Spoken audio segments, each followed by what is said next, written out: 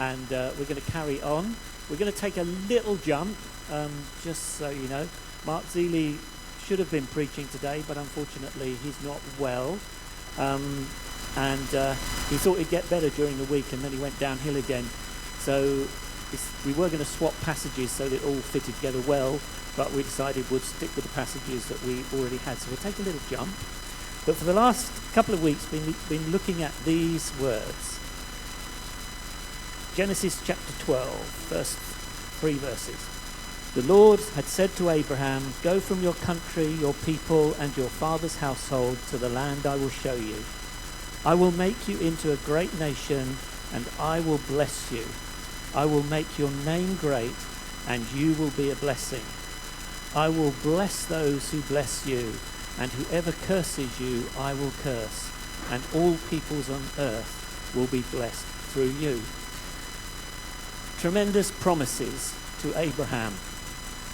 Now, many of you will know that my wife Leslie, and I, the longest argument we have ever had started late at night. And I was tired, and so we went to bed, and she was reading a book. So I'm falling asleep, and suddenly beside me, there's this is so unfair. This isn't right. And I'm like, what? And she's like, "You can't do that." And so, do what? "They can't hang her." And I'm like, "Les, you haven't hung people for years." And she said, "No, but it's not, they can't do it." And I said, "Do what?" "They can't hang her." And I was like, "What are you talking about?" And she said, "It's in the book, look." And I'm like, "Yeah, Les, it's a book. It's a book." At which point I made a mistake. I decided to deal with the facts rather than the feelings. And the facts was, this was a story, it wasn't true, there was no going to be real hanging. Let's just read and move on, shall we? The feelings were, this is unjust, this is wrong, you can't do it, they've got it wrong, if only they'd read the rest of the book, they know she'd never done it. I was like, anyway, I was tired, so I didn't handle it well, so I went back to sleep, and discovered at breakfast that the feelings were still there. Now, the point of it is that Leslie had engaged very much with the feelings of the story. I was engaged with my tiredness and a lack of feeling for the story. What we're going to look at today, I would like you to engage with the feelings. Because as we go through this great man of faith, Abraham, whose children we are through Jesus, we're going to look at some of the mistakes he made. And realistically, if you're not outraged by what he does, if you don't feel uncomfortable with what he does, then you're not really reading the story. Not because Leslie's was a book, it was a made-up story. This happened. And as we read through it, I want you to try and engage in the feelings. So here we go. Genesis chapter 12, and it's verse 10. Now Abraham has just travelled round the land, the promised land, and Mark will come back to that next week. But verse 10. Now there was famine in the land, and Abraham went down to Egypt to live there for a while, because the famine was severe. As he was about to enter Egypt, he said to his wife, Sarai, "I know what a beautiful woman you are." Isn't that sweet? Sarah, you're beautiful. When the Egyptians see you, they will say, this is his wife.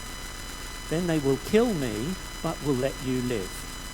Say you are my sister, so that I will be treated well for your sake, and my life will be spared because of you.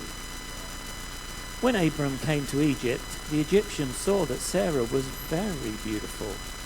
And when Pharaoh's officials saw her, they praised her to Pharaoh, and she was taken into his palace.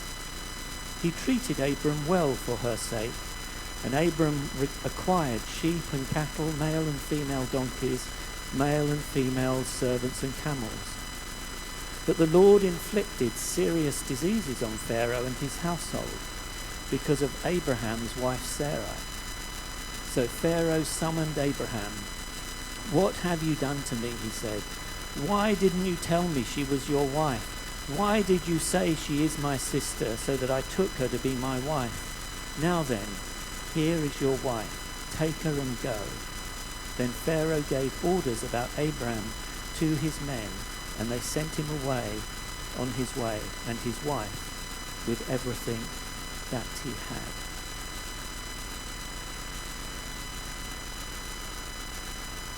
So Abraham is now traveling around the promised land, and he realizes that there is an enormous famine. He has quite a large family and a lot of people to feed.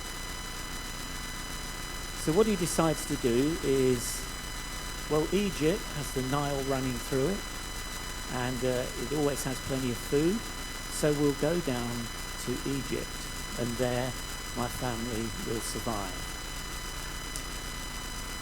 But then he has this problem. Sarah, I know you're a beautiful woman. When the Egyptians see you, they will say, this is his wife. They will kill me, but let you live. Say you are my sister, so that I will be treated well for your sake, and my life will be spared because of you. There's an awful lot of Abraham in that little sentence. When they say you, when they see you, that's that you're my wife. They'll kill me so they can have you. Now say you're my sister, then I'll be treated well, and my life will be spared because of you. Don't worry too much about what happens to you, Sarah. It's about me. And Abraham shows an incredible lack of faith in the promises of God. God has said to Abraham, I will bless you. If anyone curses you, I will curse them. And you will be a blessing to all the nations. Abraham showed lack of faith in provision. He said, I look at the world and there's just not enough food. So I'm going to Egypt. God has said he's going to bless me, he's going to look after me, he's going to make me into a great nation, but I'm going to starve to death here. I will go to Egypt. Now Egypt in the Bible is a pretty much a picture, an analogy of the world in which we live, the world and all its systems. It's opposed to the spiritual world. Later on in the Bible it moves sort of Egypt. Babylon becomes that same sort of picture as a city. God has said he will bless Abraham, but Abraham, suddenly hit with a famine, runs straight to the world.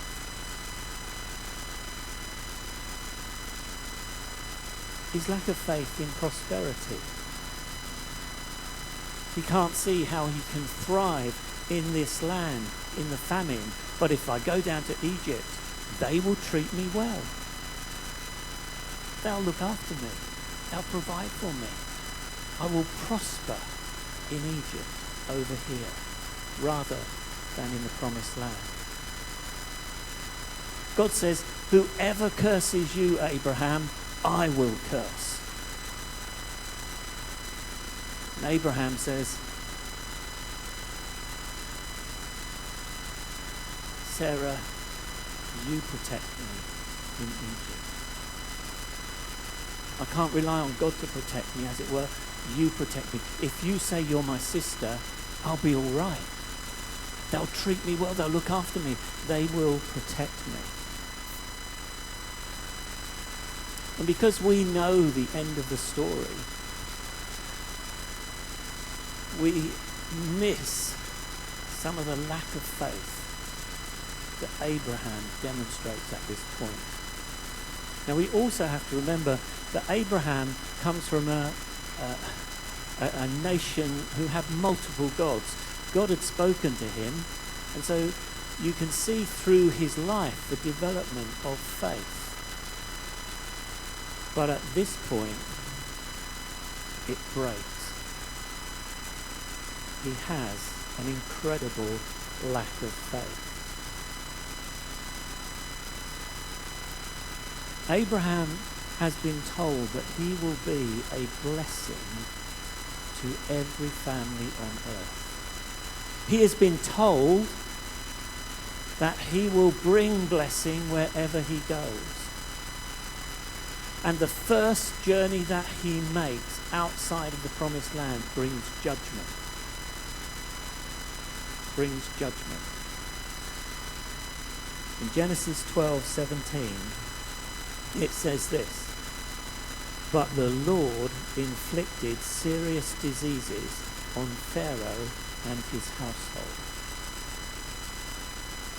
This man who was meant to be a blessing, the first blessing that we see is actually he brings not blessing but judgment. He goes down to Egypt, and because of his lack of faith, because his lack of trust and confidence in God, the first thing he brings is judgment on Pharaoh, because Pharaoh has taken Sarah. God is going to protect Sarah. So God brings serious illness upon Pharaoh and his household. The man of blessing has become the man of curse and judgment.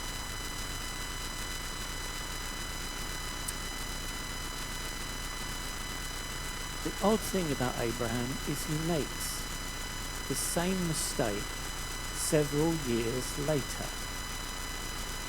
In Genesis 20, he's living in the land near the Negev by the river, and he realizes that there's a king, and he's worried that the king is going to sort of begin to squash his little family.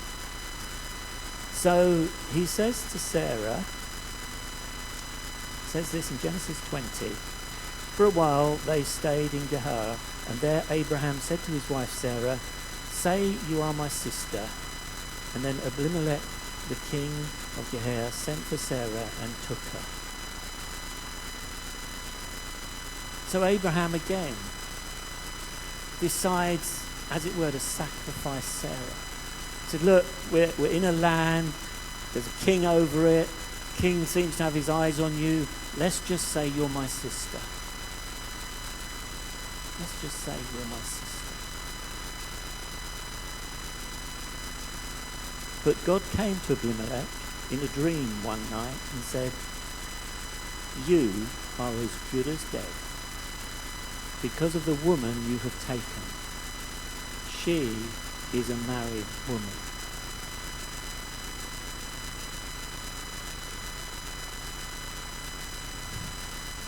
God has mercy on individuals.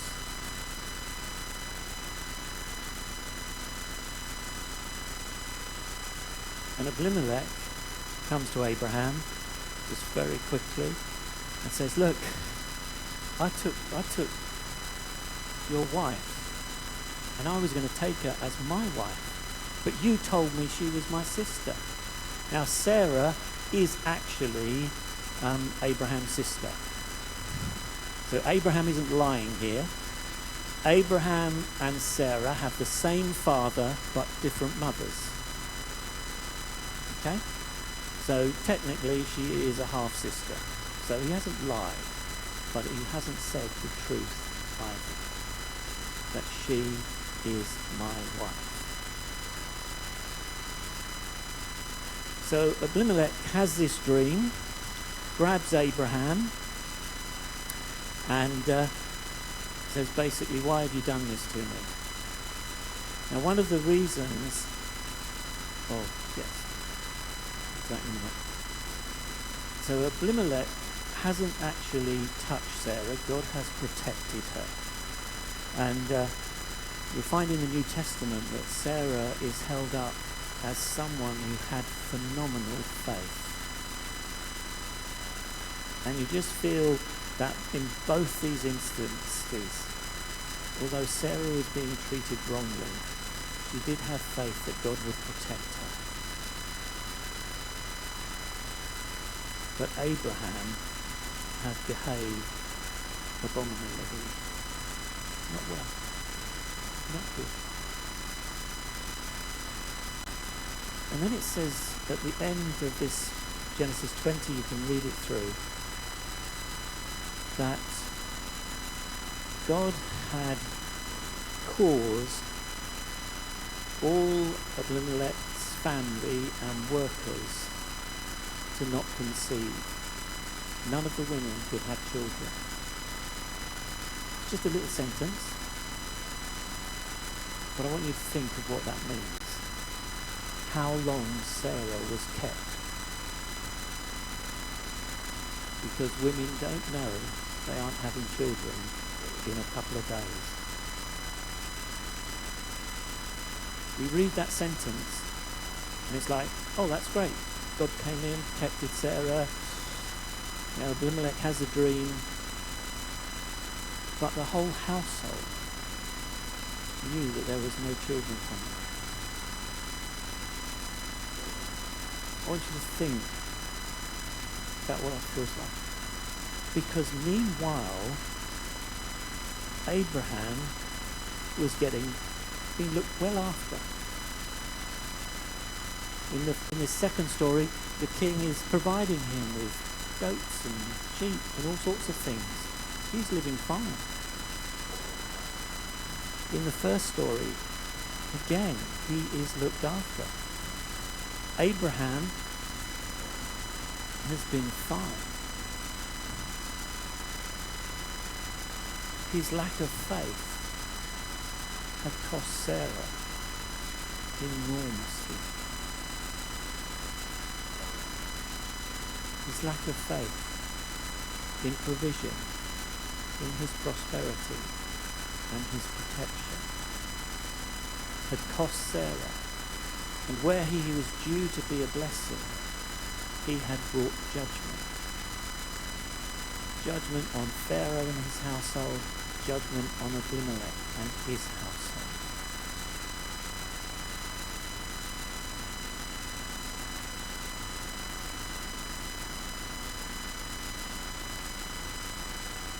Abraham's lack of faith. Abraham's lack of bringing blessing, instead he brought judgment. What's God going to do about this? Because in a way, Abraham seemed to have had it quite good. Well looked after, well fed. What is God going to do? Genesis 12, 18 to 20. So Pharaoh summoned Abraham. What have you done to me, he said. Why didn't you tell me she was your wife? Why did you say she is my sister, so that I took her to be my wife? Now then, here is your wife. Take her and go. Then Pharaoh gave orders about Abraham to his men, and they sent him on his way with his wife and everything that he had. Abraham was disgraced in front of the world, in front of Egypt. Pharaoh calls him in, says, why have you done this? Why have you lied to me? What have you done? Now get out and go. And the man who was to be the blessing to the world, brought judgment in Egypt, was kicked out of the world and kicked out of Egypt. And it took 3 generations before the blessing of God came back into Egypt.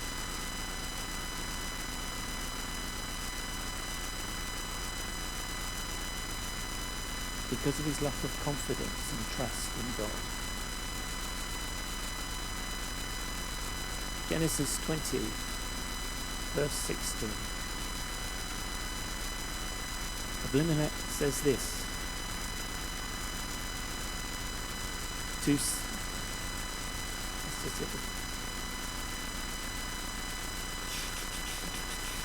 Well, let's have Gareth and Liz. You're the closest couple. Can you come out just for a minute?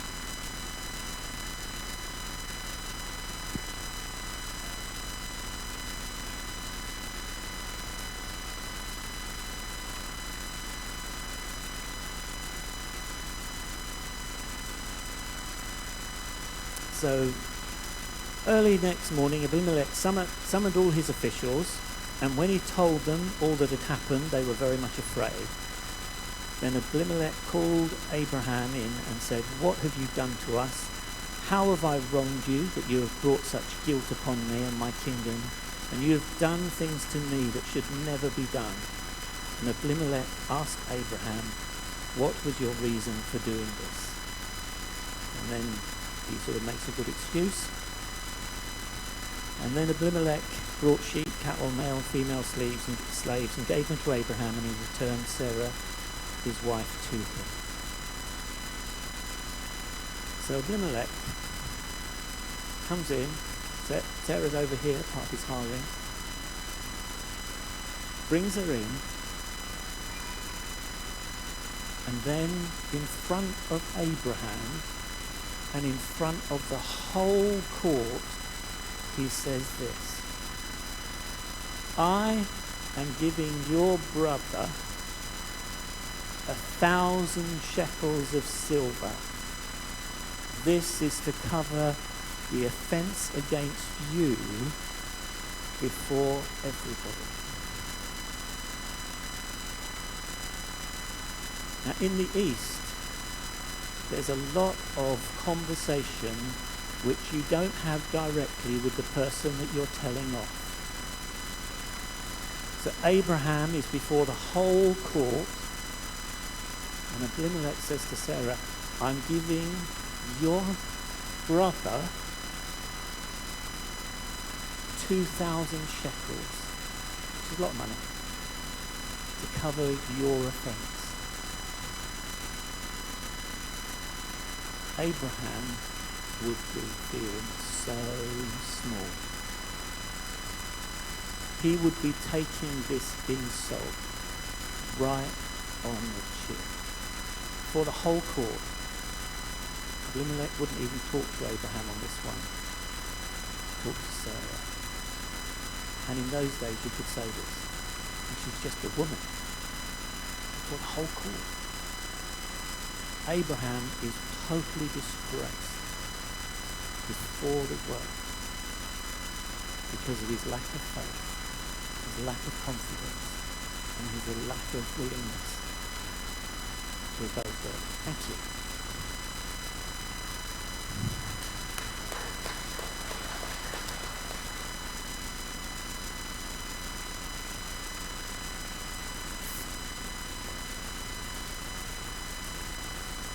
Ephesians chapter 5:15 says this: "Be very careful then how you live, not as unwise, but as wise, making the most of every opportunity, because the days are evil." The church is Abraham's children. The church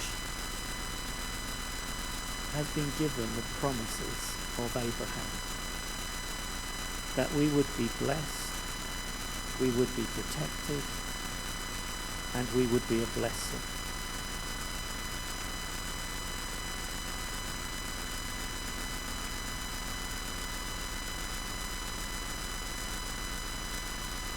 Abraham ran to the world and was disgraced before them because of his lack of faith and his lack of conviction and being obedient to God.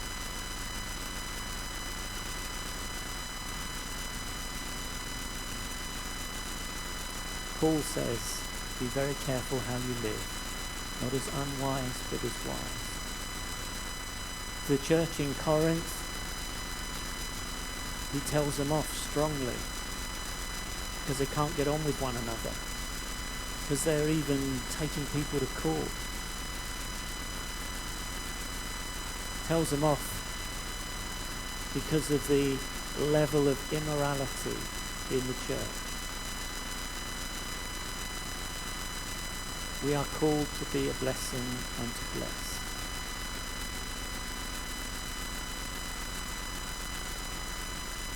But as a church, and as a church in this nation, and a church in the nations we represent, are we bringing a blessing or a curse on our nations? That is the challenge of today.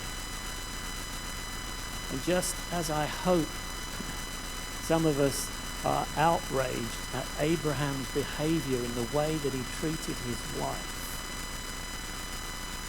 we are the bride of Christ. How do we treat our husband? How faithfully do we walk before him? Last night I was at a meeting which Ian actually had brought my attention to. It was the starting of a prayer initiative to pray for Northamptonshire particularly. And I followed a very bad open door tradition, so I got there just after it started. And so I was just standing at the back. And then about two-thirds of the way through, the guy leading the meeting said, if you're a pastor of the church, can you just come forward and get on the stage? And so there were quite a number of pastors there, so we all got on the stage. And then he just said, I'd like a few of you to pray for Northampton. And part of me standing there at the front thinking, good, it's only some of us. But actually it turned out to be everyone. So when I started praying,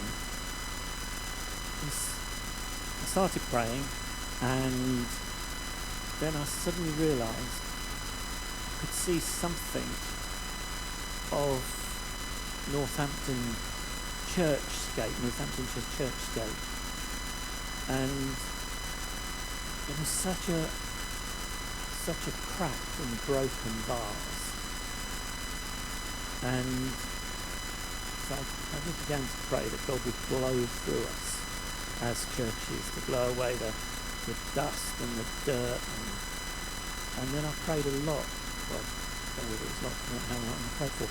But then I prayed for that there would be healing of hurt and pain. And as I was praying, I thought, well, this is a bit odd. I'll keep going. And it just seems to me that Northamptonshire does have an incredible number of churches that have split, that have caused pain on the church, that has inflicted hurt on one another. And it's now time for healing. It's interesting, yesterday during the day we met for the first time in the Eden Centre actually. We gathered the church leaders, organisation leaders of Kettering to see how we could work together more and to find a way forward, small steps, but we're getting there. And then to be on the stage praying, and then just to pray for this healing of hurt and pain and fracture. It's not really division, it's sort of fracture. And having had this in the back of my mind, from Thursday onward, I thought what I want to see is a glorious church. Not just Open Door. We want to be a great church. We want to be a church that is full of the Holy Spirit. We want to be a church that loves one another. We want to be a church that doesn't suddenly say, oh, well, she's my sister, you can have her. But a church that stands up and says, no, this is what God says. This is the blessing God wants to bring. And there are things that the world might not like, but we know that is the way for real blessing in life. We want to be a church that is welcoming to everyone. And we've worked hard in the last 3 years or so on being a church that loves one another. Because I'm convinced that when Jesus said, if you love one another, the world will know you're my disciples. That people coming in, when they feel that love, will feel more that we're the disciples than any amount of words that we give to them. But we want to be a church that is bringing healing to the church too. Is enabling churches to work together. Enabling people to be able to talk together. To share the life of Jesus together, irrespective of our various styles. Last night was great. It was really loud. There were quite a lot of people there, sort of. But it was loud, it was brash. It was very nice to be in. Wouldn't want it all the time, but it was good for an evening. You want to recognise our diversity, but bring the love of God into that.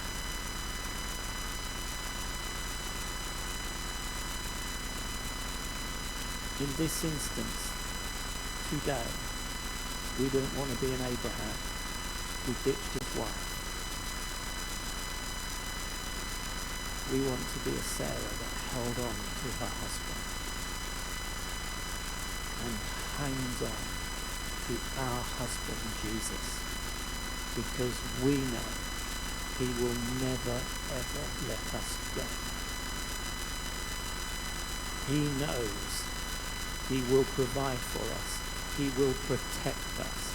He will give us the prosperity that is good for us. And he will hold on to us. But we must hold on to him. Because if we don't, we will be disgraced in front of the world as a church. And we don't want that. We want God's glory to be shining from us. We want his power to be able to flow through us. And we want to be bringing health and healing to a broken world. Abraham messed it up on this occasion. God stood with him. And no matter, we've all messed up, we've all made mistakes. I've never given my wife away. I have no intention of doing it. But through all my mistakes, God has been there and lifted me up. And that's what he will do for us. But let's make less mistakes. Let's be careful how we live.